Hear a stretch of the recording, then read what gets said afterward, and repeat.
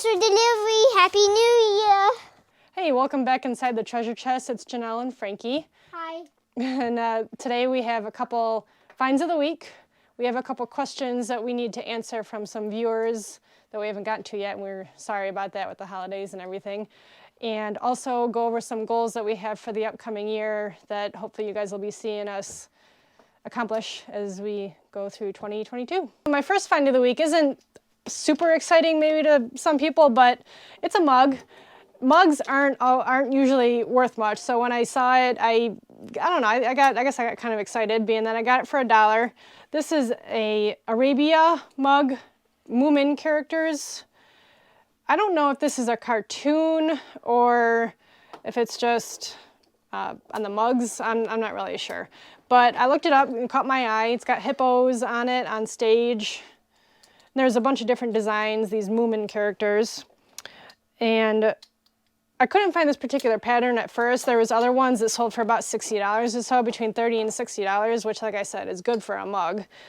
And I ended up finding this one when I Google searched it, and it sold new for $48 from Finland. These are from Finland. For $1, I thought that was pretty cool. It's cute. Always look up mugs that catch your eye with little characters on this and that, different ones. You never know. Okay, so a couple questions. Sorry we haven't gotten to them in probably 2 or 3 weeks here. They came in right during our busy Christmas time here. We're busy shipping orders, taking care of family things for Christmas and such. So, but I do want to still answer them, even if they don't need the answers, because I want to be diligent. I answer any questions we do receive. So the first question is from Rilks, R-I-L-L-X. Sorry if I pronounced that wrong. They asked a question on our golf club shipping video, and their question was, where do you drop it off once you do that? Well, I think they're referring to once we pack up the golf club, where do we drop it off to ship it? Our golf clubs generally ship USPS priority in the poster tube, and all of our USPS orders go out through our mailman. Our mailman comes and picks them up. We have an awesome relationship with our mail carrier in our new house that we moved into. He introduced himself. We chatted, exchanged some words a little bit on what we do for a living, and he said, no problem. I'll pick up your packages every day. I'll count on packages being there every day. I'll look for them on your porch and grab them for you.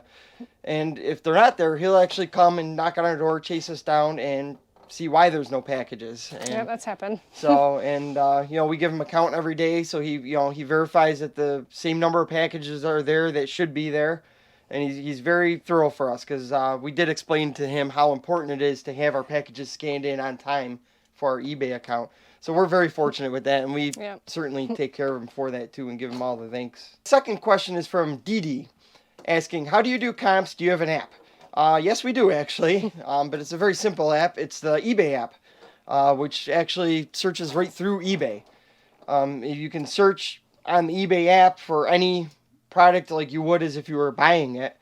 You can also scan barcodes through the search as if you were buying it. You just scan the barcode through your camera on the eBay app, and it'll give you a list of everything that's for sale and how much it is for that app. But for the sold comps, if you go up to your filters on the top right corner, I believe, and then you go down to search for more filters, you'll see a little switch for sold items. We turn that sold items on, and it'll give you all the sold items for the past 30 days. Or is it 90 days? 30 or 90? It might be 90 days, actually. Not sure. I believe it's 90 days. It'll give you all the sold comps for the past 90 days. And then from there, we can determine how many solds there are versus how much are for sale. If there's a lot for sale and not many two solds, then maybe it's not a good product to purchase. Right. And if there's a lot of solds for a high price, then what we're buying it for, and not many listed for sale, then we know it's a pretty good product to purchase. I believe, Janelle, you had a question through our actual eBay account, and we weren't able to reply to you. I'm sorry. We can only respond to eBay messages that are actually about our eBay products specifically, or an order that you have placed, as eBay does monitor all the messages.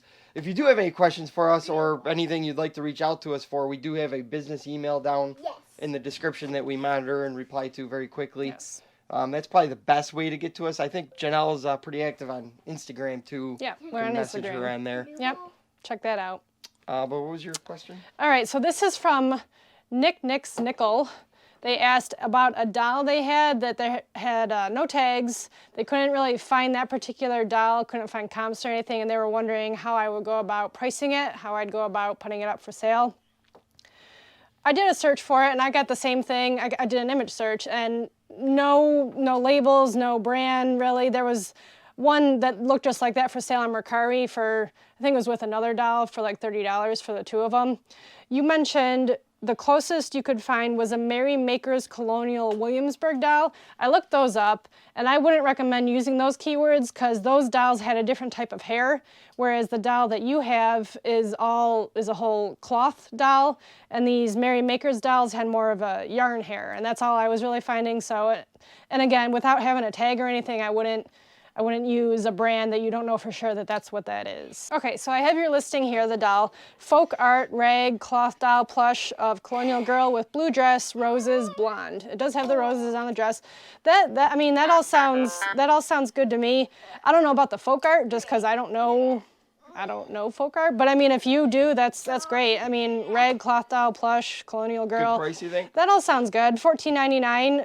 Yeah, I guess. I mean, we couldn't really find much on it, as you said. And my second find of the week is actually a Cabbage Patch doll.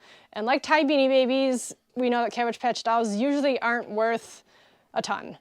But there are some ones that are different. I mean, they're all different. They're all individual, different hair, eyes, all that. But there's some special ones, different facial expressions that can be worth a lot. They're more rare. So I actually found this Cabbage Patch doll at Savers, got her for $3.99, and she caught my eye with that face. The mouth. Dolls and plush, like with the smiling face like that, usually the keyword is toothy, like a toothy grin, teeth, smile, those kind of keywords. So I did a search of that, and nothing was coming up in the for sales.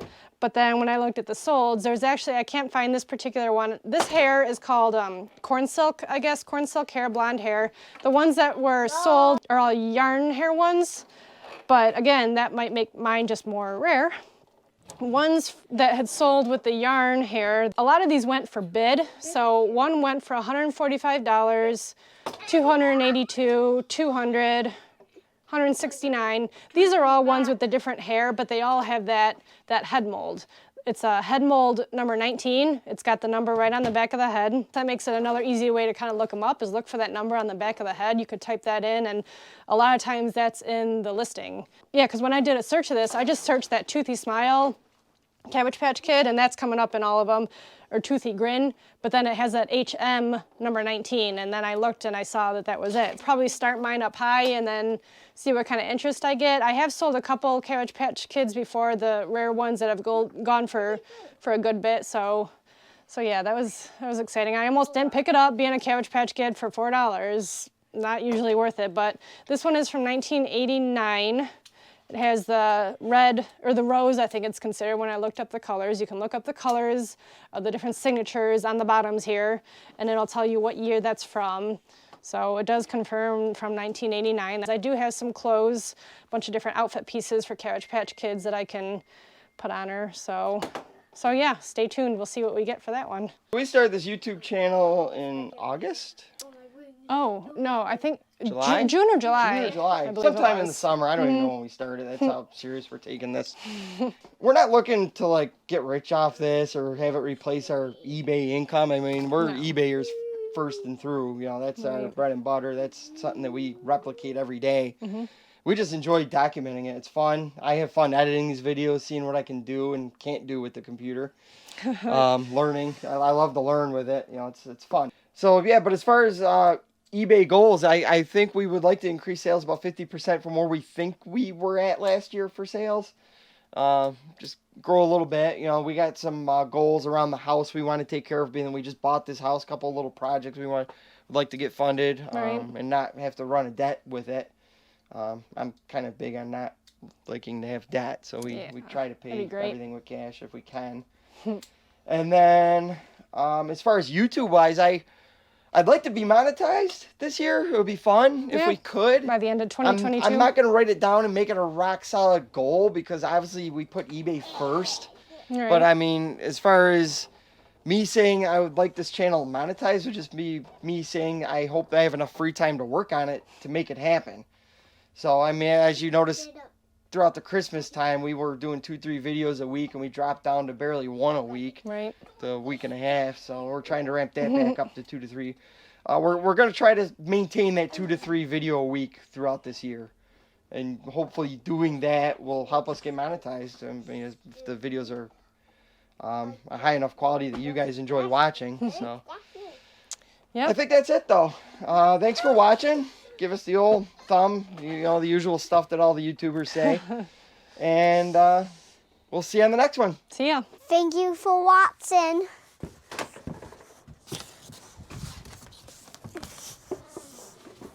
Big umbrella.